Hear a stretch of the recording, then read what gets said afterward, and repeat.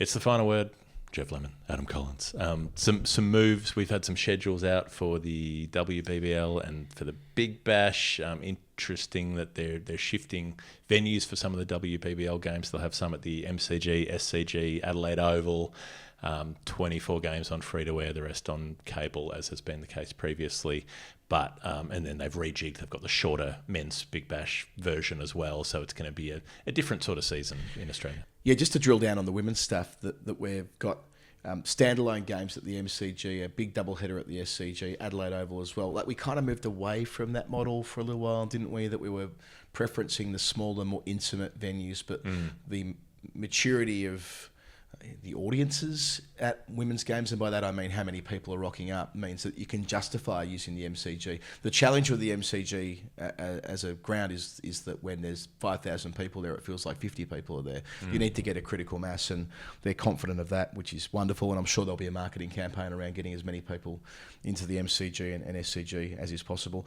A lot of it does clash with the Men's World Cup, so 19 October to 2 December, but there's nothing you can do about that. That's just the schedule. You can't have windows for the Women's Big Bash separate to the men without running into this kind of interference. So 19 October, and then, there's semi-finals on the 25th and 26th of November, then a full week until the final. I don't mind that. So a week of hype before the WBBL final, and that is before the men's test matches start a fortnight later. So that, at least, the pointy end of the tournament should get the space it needs to dominate the Aussie cricket conversation. Yeah, I mean, it should have clear air, and I guess even the World Cup games, given the time zones and so on, won't be coming on until the later part of the evening anyway, so there won't be as much overlap there.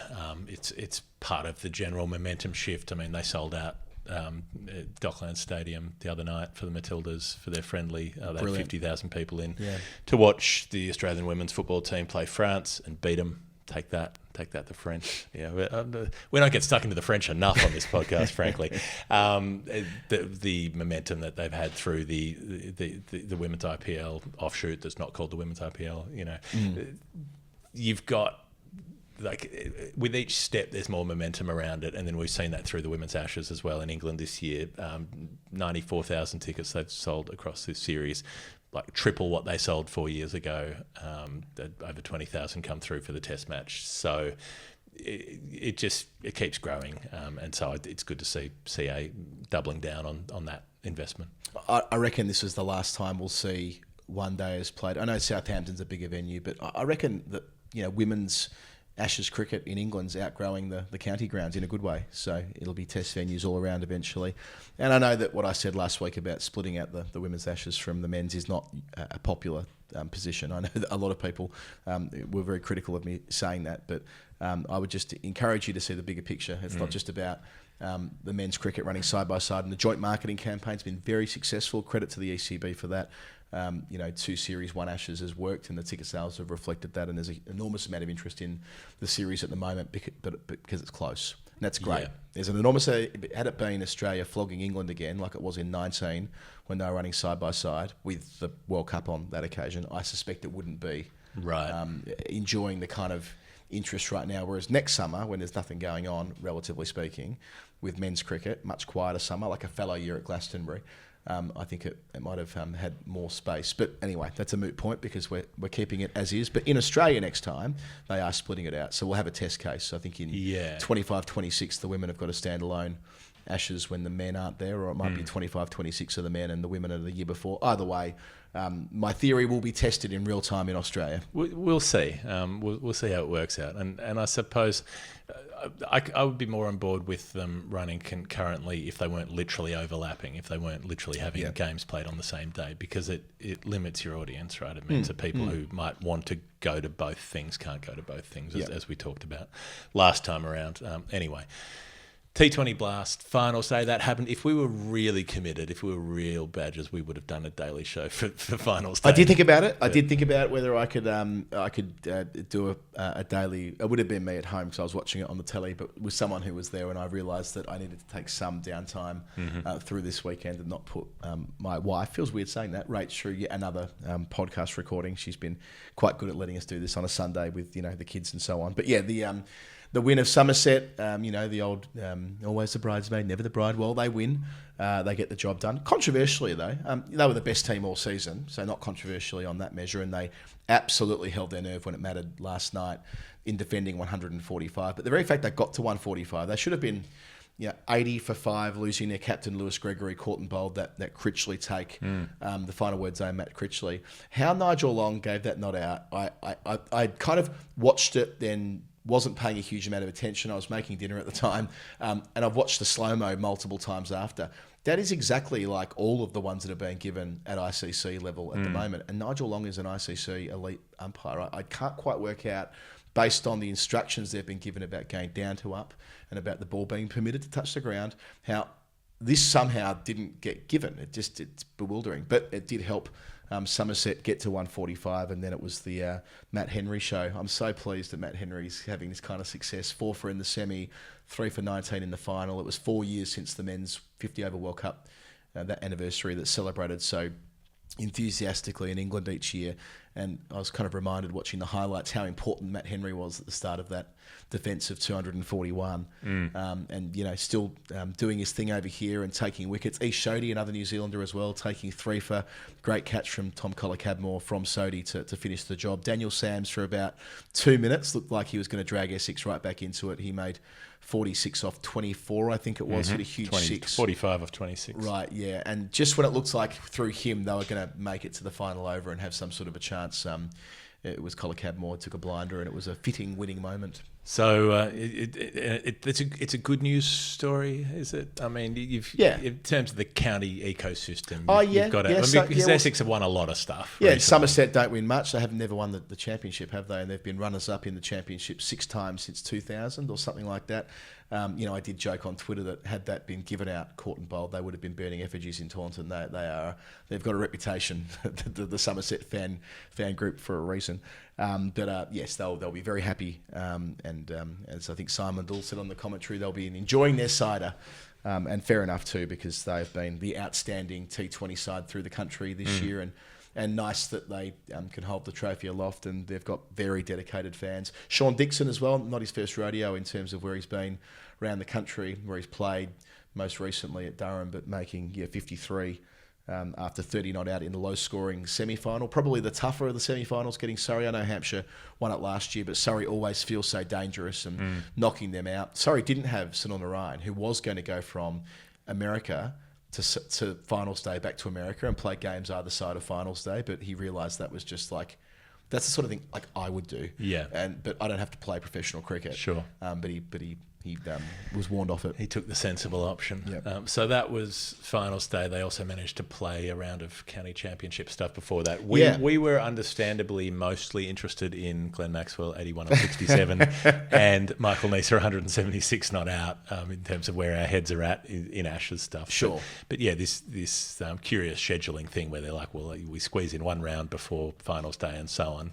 It's actually worked pretty well, I reckon. I mean, fair enough that there's other competing interests, but splicing in county rounds around the Blast has meant we've seen quite a bit of red ball cricket through June and July. There are still, I think, 2 more rounds of red ball before the 100. So it's not, it's a more balanced schedule than the last few years, put it that way. So going through the Divi 1 stuff, I was doing Surrey Knots.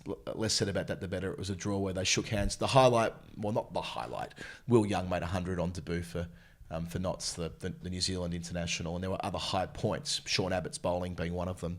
Craig Overton, make that Jamie Overton's return to the Surrey 11 as a bowler, having had a stressy. But Dan Worrell running in his final over before they shook hands and bowling like Jeff Thompson, that was fun. So well played him. And after one ball of Dom Sibley's leg spin, they're like, fuck this, and they shook hands, which was quite good. But we enjoyed a few days on commentary. But Surrey are still top of the table, so they were behind in that match and got the draw. Middlesex, how's this? We're 2 runs short of a Bulawayo, 2 runs short of a draw on runs in the 4th innings where the scores were level. Sam Robson made his way to a century, Middlesex's first of the campaign, and they were chasing 324, and they got 322 for 6. They got, I think it was 3 from the final ball. They needed 5 to win or whatever. But Robson batted the whole way through to save the match and effectively didn't win by 2 runs, and they still drew it after all of that. Wow. So just what Nick Knight did at Bulawayo all those years ago. You mentioned Warwickshire hammering Kent not to be for Maxie getting back into the test squad. Up the top, Surrey 139, Essex 126, Warwickshire 116. And speaking of Essex, had a really impressive win against Lancashire at Blackpool. It was rain affected, but they ended up setting them 430. And Lancs, to be fair to them, got 383 of those. Dan Lawrence got a century after Cook and Brown got ducks early on in Essex's second innings. And one more out of Division 1 for you here, Jeff. Somerset, James Rue, remember the name. So Hampshire... Been hearing a lot about James Rue. Yeah, and fair enough. I watched the highlights of his double. He made 221 batting at 5. He's 19. He's made 6 first-class tons, including 5 this season. He's leading the runs in Division 1 at 19 years of age. So he was a star at the 19s World Cup. He's a wicket-keeper, bats left-handed. It would be quite baseball to draft in a bloke like that to play Test cricket as a teenager. He's already done it with Rayan Ahmed. I'm not saying he'll play in the Ashes, but but yeah, that they denied Hampshire a chance to go further up the table. I think they're in 4th spot at the moment, and Somerset are in 5th. Division 2, it won't surprise you to learn, Jeff, that there was a rainy draw at New Road. No. With Worcester hosting Yorkshire. The cricket ground that they row around in a boat. Yes. Yeah. You already mentioned Glamorgan and Leicestershire and the Michael Neser story. He made that 176 not out from 73 for 5. So I know the bowling on the tape didn't look of a particularly high quality, but they were under the pump when he walked in. Durham have had their 5th win of the season. They beat Gloucestershire, who no longer have Marcus Harris. I did incorrectly stay on air the other day that they should have got Harris back, but he's finished up with there before the time being. But 6 wickets for Potts and another big 100 for Alex Lee's 195. 2 of the original Bazballers back last year against New Zealand. Bryden Cast bowling again as well. He might be needed if there's a bounce of war and they need a quick to come in for the final test match. But Durham are way on top. So they'll get promoted. Good rhyming slang option as well. Give him a kick up the Bryden Cast. Yeah, that's it. Leicestershire down in about 4th or 5th spot. Low-key thriller as well to finish, out of nowhere. So Sussex really need to beat Derbyshire. Derbyshire are in final spot. Home game for Sussex. They're missing Pujara, who's playing domestic cricket in India right now, but I believe he'll be back in the fullness of time. So they make 400-ish each to start the game. Brooke Guest from Derby, their wicketkeeper, good player, made 100. Sussex then make 384 for 9 in a hurry the second time around to leave Derby 380 in 58 overs, and they have a crack at it. Lewis Deploy, the captain, he's having a great season, made an unbeaten double against Worcester a couple of weeks ago, made 128 from 117. Hayder Ali, batting down at 7, made 73 from 54, and they were going for it, but they lost too many wickets, and sadly they had to retreat at the end. So they were 361 for 8 when they shook hands, fell 19 runs short. And for Sussex's part, 2 wickets short of what would have been quite an important victory. So, and that's our lot in county cricket ahead of the next round, which starts, I think, tomorrow. Oh, God. Can't stop, won't stop in English domestic cricket through June and July. Absolutely. They're worse than we are. And one thing to finish on, one final note, Stericallus. Stericallus. Now, yes, we talked a lot about the Bannerman, the Bakewell, the Bannerwell on this show. The player who has the highest percentage proportion in a completed innings, well, she's got above. She hasn't got above the Bakewell mark, but she's above the Bannerman mark with this effort. Stericallus, who playing for the Dutch against Thailand, against a very good spell of left arm spin bowling, all that for 75. The Dutch, she was 51 not out in amongst that. Carried a bat as well in a T20. Yep. Well, I mean, you have to if you want to. I suppose you can Bannerman from lower in the order, but it gets harder and harder the lower you go. So you're most likely to do it as an opener in T20 cricket. But yeah, you've got to have a great day while everyone else has a terrible day, and that's how it worked out. She's a great egg, Stare. She's one of my favourites. She's always up for having a lot of fun after hours. She's kind of from the old school, really, in that sense. She's probably only 22 or 23, but very popular around the circuit. She's been a fair breaker in both seasons, so I was really happy for her. She was back on Rachel Hayhoe Flint Trophy duty the next day as well. She made 36 for the Diamonds in a loss to the Sparks. We'll do a proper recap on the Hayhoe next week, I think, Jeff. They've played, I reckon, 3 games since we last sort of went through it in any depth. But the Blazer on 32 points, the Sparks are on 25, so they've put a bit of a gap in them in terms of where they sit after 8 or 9 games.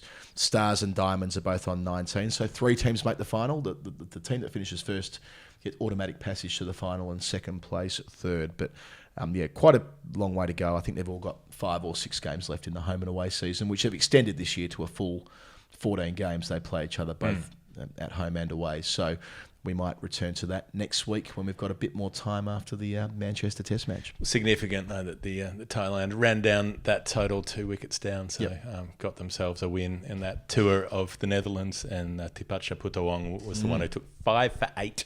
5 for 8 of 3.5. They're such an experienced team, though. You look down the list of their bowlers, pretty much all of them are names that we know, and we know what they do. I mean, it's one of the, and we've done a final word on them a couple of years ago, but it is one of the better stories in I guess the 21st century when it comes to countries who've not had a history in cricket reaching the top table, and so they'll continue to do. One of the great stories, aside from the bit where they got pushed out of the qualifying tournament, where they might have qualified for the World Cup on the basis of rankings that they don't have a ranking position for.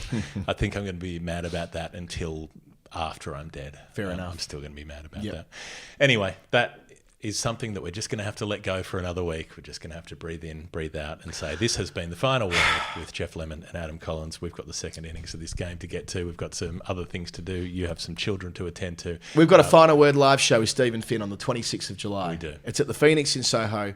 If you've come this far with us on this episode, it's time for you to buy a ticket. 30 quid or 15 if you become a patron. Become a patron. Support 8 days a week podcasting. Support our travels around the world. We're going to keep this tempo up till the end of the Ashes. Then we're going to collapse for a while, but we can't stop and we won't stop. We're going to collapse for exactly 5 weeks, and then we're going to be back on for the World Cup. Yeah, we're going to be doing the show in tandem. We're taking turns at being away, but there'll be just as many pods in the feed. Maybe not. There will not be as many. That's impossible because we won't make it daily every day. But there'll still be, up to 3 or 4 eps a week. So hopefully that will be incentive enough to support. That's what you say. That's what you say. We have not run that past me yet. All right, this is enough. Some big interviews coming is what I'm going to say. Yes. That's all I want to drop in there. Some huge interviews coming in August. All right. Final word, the weekly show. Jeff Lemon, Adam Collins, thanks for your company. We'll see you soon. See you in Manchester.